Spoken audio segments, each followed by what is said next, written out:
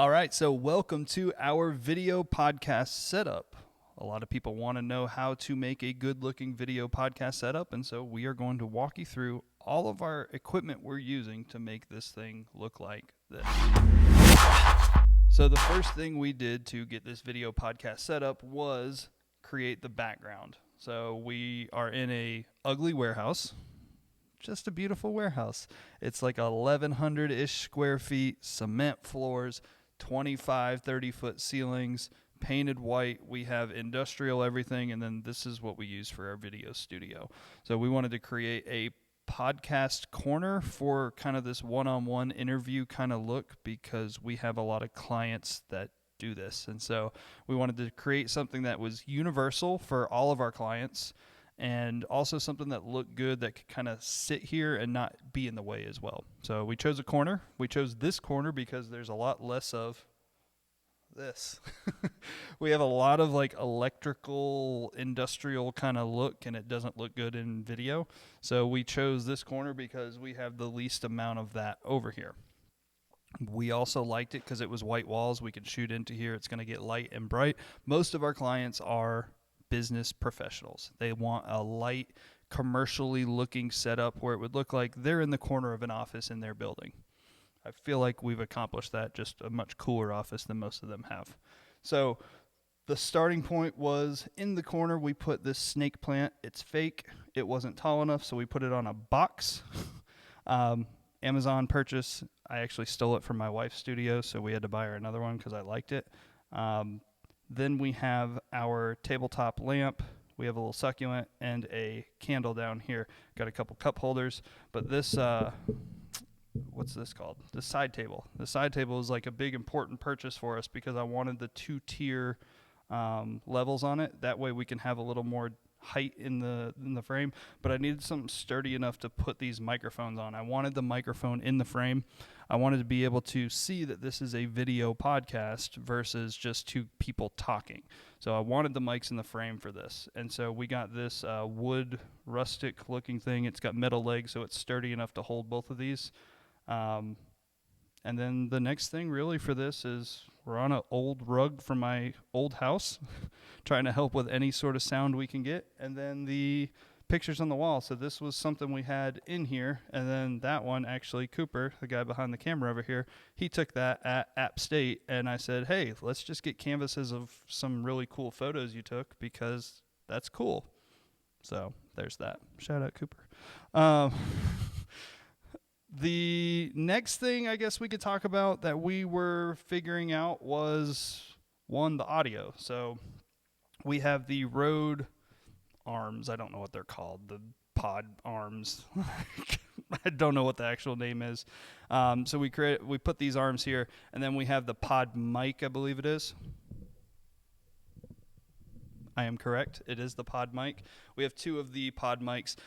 Typically, my favorite is the Shure SM7B, but these are nice and small. They're easy to be able to put in a frame, and I had two extra ones, and they're great to sit over here and use these rather than have to always pull in my Shure SM7Bs from other areas. So this is kind of the look that we have going here. From here, I wanted XLR audio, so we have our XLR cable running down underneath the chair into our camera. So typically we can move on to our camera setups. So we're going to have one camera right here in the middle. That's a big wide angle of both people. Then we're going to have another camera here, which is going to be on this person. And typically this audio from this microphone is going to run into that camera. That's that person's camera. That's that person's audio. And I wanted to use XLR audio, which is why we have the cameras that we have. So Sony FX3, Sony FX6, those are our two tight angle shots typically because they both have XLR inputs we can use. And then we just picked up this guy, the Sony A7 IV, which would be our wide shot. So that's our audio.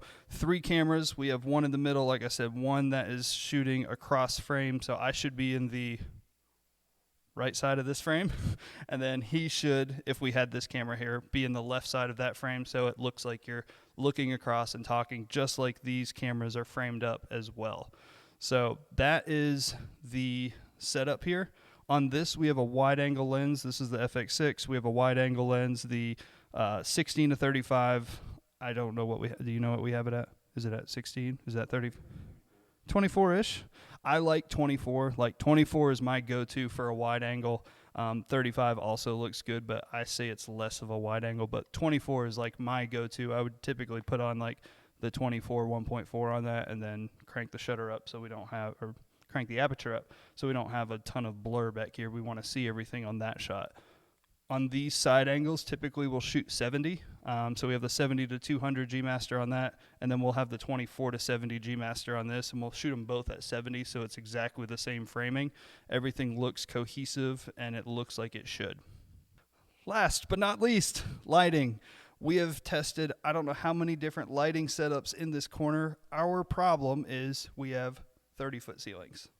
Because we have 30-foot ceilings, we struggle with getting enough light in here to make it light and bright and light up the whole entire scene. So what we did was we put a sheet, literally a bed sheet of muslin straight up above us. And what that's doing is help bouncing whatever light we had back down rather than having it travel all the way to the ceiling, which is what was happening before. So our lighting on this, we have the we have the Amaran 200D here.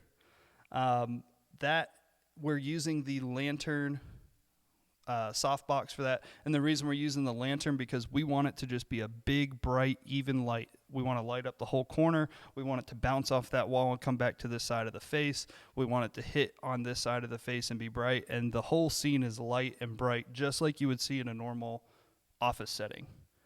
On this light stand, it's not a light stand, what is this? A lamp. On this light lamp, we have the Aputure B7c. So these are new for us. They're little light bulbs from Aputure, and you can change the color temperature on your app. So you can use the Sidus Link app. Hey, that's my face. And from here, you can go ahead and adjust the color temperatures. You can adjust the strength. It's loading. And from there, you can make a bunch of adjustments. So if we wanted it a blue look, if we wanted to go back down to that 3200, if we wanted only a quarter strength, whatever we want. You can also go into colors and we can get a different color for this.